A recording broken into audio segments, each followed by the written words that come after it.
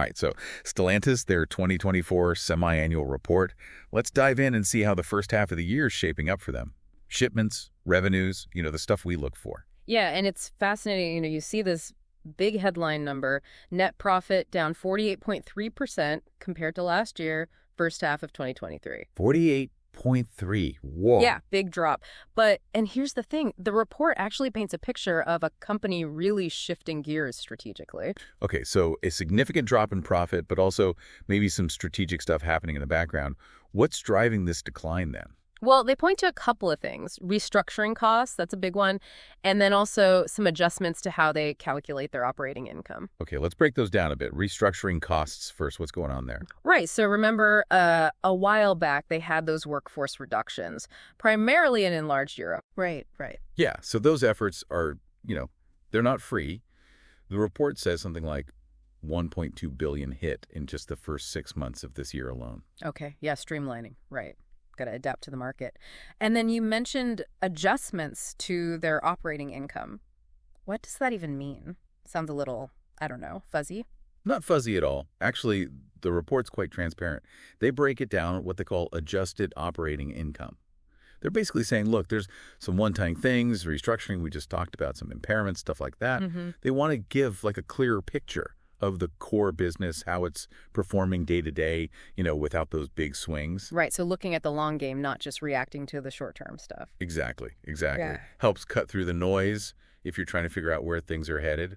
Speaking of which, let's look at those trends. Globally, how's Stellantis doing across the board? Because I know we've got that whole regional roller coaster thing happening. Roller coaster is a good word, yeah. North America, enlarged Europe, both with adjusted operating incomes down pretty significantly too, 45.6% and 44.7%. But then you got South America bucking the trend, 7% increase. What's going on in those different areas? Yeah, every region's its own story, right? Mm-hmm. North America, their downturn, the report says it's a few things. Sales volume's down. The mix of vehicles they're selling is different. Okay. And then this is interesting. Negative net pricing. Negative net pricing. Are they paying people to take cars? Not quite, but close. It means discounts, incentives, that kind of thing. It's eating into their profits. Ouch, yeah. Tough market. Tough market, very competitive. And then enlarged Europe, similar challenges or similar pressures, but their own flavor, Pricing not as favorable, sales mix again, and they're still working through that inventory destocking thing. Right.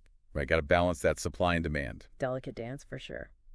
That's an understatement. And then you've got South America, defying gravity over there. What's their secret? Honestly, good pricing strategies. Seems like they're managing that well. Some significant purchasing savings. Okay. And their parts and services business is doing well. Shows you, even when things are uncertain, right? Focus pays off. Yeah, mix of external factors, internal decisions, all playing into it. Let's zoom in on a specific brand here, Maserati. How could we not? Stellantis' luxury darling. But their shipments down, 57.5%? See, this is where a single number doesn't tell the story. Shipments are down, yes, but this is deliberate. Maserati is clearing out older models, making way for a whole revamped lineup. So, calculated risk here, out with the old and with the new. What's this makeover entail, though?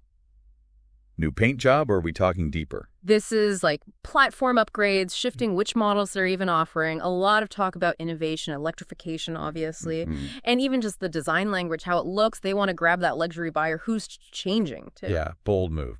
Yeah. Especially in this economy. What if people just, don't bite? Risk, reward, right. Luxury market's crowded, though, got to stand out. This is them saying, hey, we're not just coasting here. Interesting. And speaking of not coasting, EVs. Stellantis is making moves, especially this partnership with Leapmotor, Chinese EV maker. The report highlights this whole joint venture thing, new markets they're going after. And it's more than just slapping their badge on something. Leapmotor, they've got the battery tech, software, that's where the real value is. So it's a strategic, not just a manufacturing deal. 100%. They realize, to win this EV game, got to play with the people who've got the skills. Smart move. And this Leapmotor thing, it's really focused on those, what they call third engine markets, right? So South America, Middle East, Africa, China, India, big growth potential there. Huge. And that's where this gets really interesting because it speaks to, I think, Stellantis' long game here. They see where the future's headed, not just geographically, but consumer-wise too. These markets are all about tech, about new, and EVs. That's a perfect fit. Makes sense. Okay, so we've got declining profits overall, but this regional picture, some bright spots there, brand makeovers, EV pushes, it's a lot. What about the cash flow situation, though? Stellantis, they've got that healthy available liquidity, but the report mentions industrial free cash flow taking a hit in the first half of the year. Yeah, and that's where you gotta, look a little deeper. Having cash on hand is one thing, but that negative free cash flow means they're spending more on operations than they're bringing in. So investing heavily, which makes sense, right? New tech, these partnerships. But is it sustainable? $1 million question. Report suggests, yeah, those investments, especially the battery stuff, the Leap Motor Ventures, that's eating into cash flow. Balancing act for sure. Gotta fuel the future without running out of gas, so to speak. Apt metaphor, given the industry.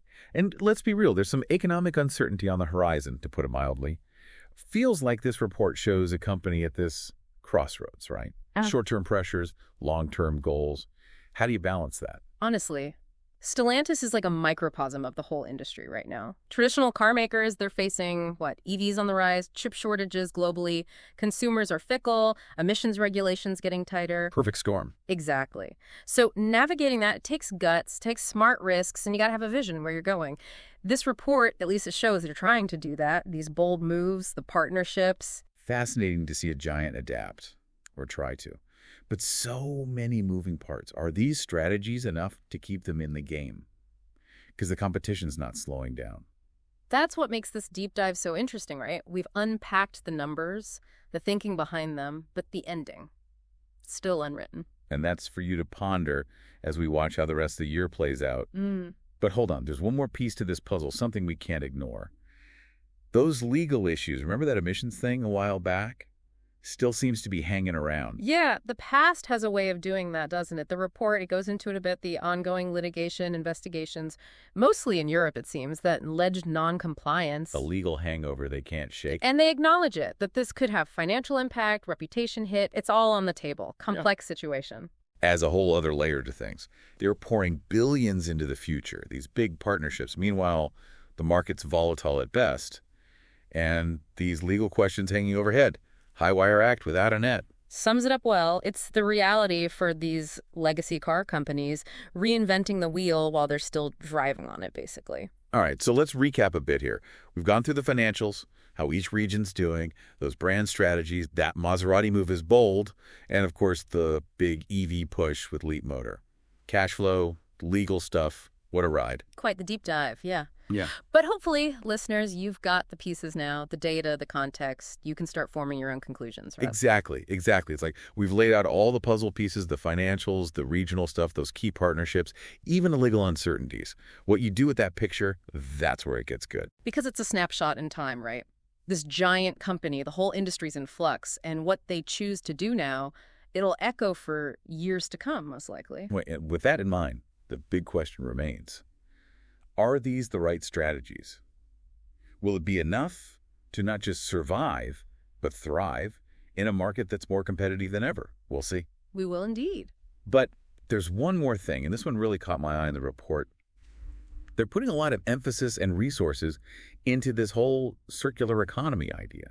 Circular economy. Now, that's an interesting one. It's not like just selling more cars, right? What's the angle here? Right. It jumped out at me, too. And the report, they actually give it decent real estate, this whole sustainability thing, circular economy principles. Yeah. But what does that even look like? For a car company, I mean, it's not like they're going to be recycling old bumpers into, flower pots. Yeah. Well, not quite, but you're getting at it. They talk about extending the life cycle of vehicles. Okay. So better ways to reuse parts, maybe. Innovative recycling, that's got to be part of it. And even new business models, like what if they're not just selling you a car, but a mobility solution, something that factors in what happens to it later on. So squeezing more value out of each vehicle, even after it's, not someone's daily driver anymore. Exactly. Because that old way, take, make, trash, that's not going to fly long term, right? Right. This is them, or at least signaling that they're thinking about closed loops. Materials stay in use, less waste. Almost like they'd stop being just a car company and they're more like, a mobility provider or something. That's the shift. Yeah. And from this report, it's not just lip service. They're putting money where their mouth is. It's definitely a new way to look at them. We've spent all this time, the financials, the strategy, the challenges even. And then there's this, The circular economy, it's almost optimistic, you know. And that's what I like about it. This report, it's not just numbers. It's a company, huge company, but still figuring out where it fits into all this change happening. We see their weaknesses, yeah, their ambition too, but this is them aiming for something different, maybe better. Makes you wonder what else they've got cooking up over there. That's the fun part, isn't it? We've given everyone the info, the pieces. Now it's up to them to decide what it all means. Stellantis, what's their next act going to be? No one knows. But I'll tell you what, I'm definitely going to be watching. This has been The Deep Dive. Thanks for joining us.